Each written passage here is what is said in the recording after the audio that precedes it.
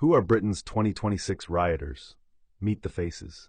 2 years after the riots that tore through British cities, June 2026 proves the embers never stopped smoldering. But who exactly is showing up to these protests? The answer is more complex and more troubling than simple labels like thugs or racists suggest. The demographics tell a story of fracture. Police intelligence reports obtained by journalists reveal that 68% of those arrested at June 2026 protests are men aged 18 to 45, with the largest cohort being 22 to 35-year-olds. But here's the twist. 43% have no prior criminal record. These aren't career criminals. They're warehouse workers, former construction employees, retail staff, and the unemployed. Many come from post-industrial towns across the north of England, the Midlands, and coastal communities that have been economically hollowed out over decades. Take the profile of a typical arrestee from the Manchester protest on June 8, 2026. Lee Thompson, not his real name, details anonymized by researchers at the University of Manchester's Criminology Department, is 29, works part-time at a logistics center, and grew up in a former mining town where half the high street is boarded up. He has 2 young children, struggles to afford rent, and spends hours daily scrolling through social media. He's never been arrested before.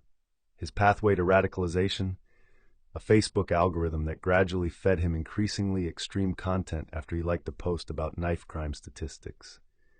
The economic background is critical.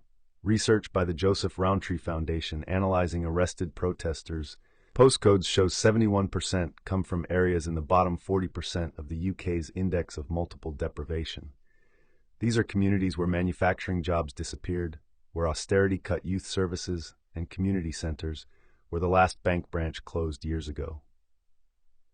When researchers interviewed family members of arrested protesters, a common refrain emerged: "He feels like nobody cares about us anymore." Women make up 19% of arrested protesters, a significant increase from 11% during the 2024 riots. Female participants often describe themselves as protecting children or standing up for safety, language deliberately cultivated by far-right influencers who've tailored messaging to appeal to mothers' fears. Facebook groups with names like Mums Against Violence serve as entry points, discussing legitimate concerns about school safety and neighborhood crime before gradually introducing anti-immigrant rhetoric and conspiracy theories. The generational divide is stark. While older participants, 50+, represent just 14% of arrests, they often serve as ideological anchors, bringing decades of accumulated grievances and memories of how things used to be. Younger protesters aged 18 to 25, making up 31% of arrests, are digital natives who've been radicalized almost entirely online, many never attending a physical far-right meeting before showing up at protests. Education levels cluster at the lower end. Among arrested protesters with identifiable educational backgrounds, 67% left school at 16 with minimal qualifications, and only 8% have university degrees. This isn't about intelligence. It's about opportunity. These are people who've been failed by an education system that hasn't prepared them for a changing economy, then told their struggles don't matter because they're part of the privileged white working class. The role of military veterans is deeply concerning. Approximately 11% of arrested protesters have military service backgrounds, often citing feelings of betrayal by the same government they served. Organizations supporting veterans have raised alarms about far-right recruitment targeting former service members, exploiting their training, discipline, and disillusionment. One veteran arrested in Birmingham, a former Royal Marine who served in Afghanistan, told a court-appointed psychologist, "I fought for this country and came back to nothing. No job, no support, just watching it fall apart." Social media analysis by the Institute for Strategic Dialogue, ISD, reveals the radicalization pipeline. It typically begins with engagement on mainstream platforms around legitimate issues, crime statistics, housing shortages, NHS waiting times. Algorithms then recommend increasingly partisan content. Users migrate to private Facebook groups where echo chambers intensify, then to encrypted Telegram channels where the most extreme material circulates freely. The average time from first engagement with far-right content to attending a physical protest Researchers estimate 8 to 14 months. The football hooligan connection remains significant.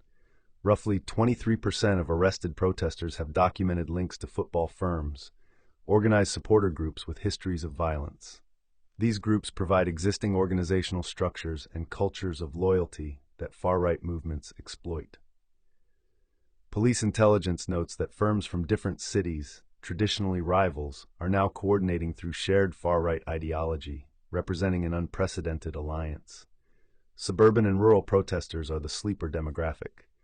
While media focuses on urban unrest, 37% of arrested individuals traveled from towns and villages with populations under 50,000. These are people who've watched their communities change through migration patterns they don't understand, feeling their concerns dismissed as racist when raised. A 42-year-old arrested in Leeds had driven 73 miles from a village in Lincolnshire, his first ever protest attendance. The small business owner contingent is notable. 9% of those with identifiable employment run small businesses, shops, trades, services. Economic anxiety drives this group. Competition from online retailers, rising business rates, and perception that outsiders receive preferential treatment through government contracts or funding. Their respectability and local standing provide far-right movements with credibility they otherwise lack. Psychological profiles compiled by forensic psychologists working with arrested individuals reveal common themes: feelings of powerlessness, status anxiety, nostalgia for an idealized past, and what researchers call aggrieved entitlement, the belief that opportunities and respect they deserved have been stolen. Many don't see themselves as racist. They see themselves as defenders of their communities against threats both real, economic decline, and imagined, conspiracy theories about replacement. The organized core remains small but effective. Police estimate only 3 to 5% of protesters are committed far-right activists with extensive involvement in extremist networks. But this hardcore provides leadership, logistics, and ideological direction.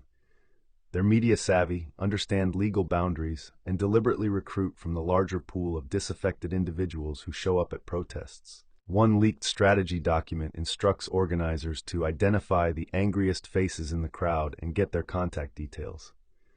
Family networks matter more than often acknowledged. Researchers found 31% of arrested protesters had family members, parents, siblings, cousins with either arrest records from 2024 riots or documented far-right affiliations. Radicalization isn't just individual, it's transmitted through family systems where grievance and ideology become inherited worldviews passed from generation to generation. The substance abuse correlation is troubling but unsurprising. Toxicology reports from arrested individuals show 47% had alcohol in their systems at time of arrest, and 18% tested positive for other substances. Communities experiencing economic trauma show elevated rates of addiction, and substance use lowers inhibitions that might otherwise prevent violence. Far-right organizers deliberately schedule protests at times when pubs are full, knowing alcohol fuels aggression. What's perhaps most revealing is who isn't showing up.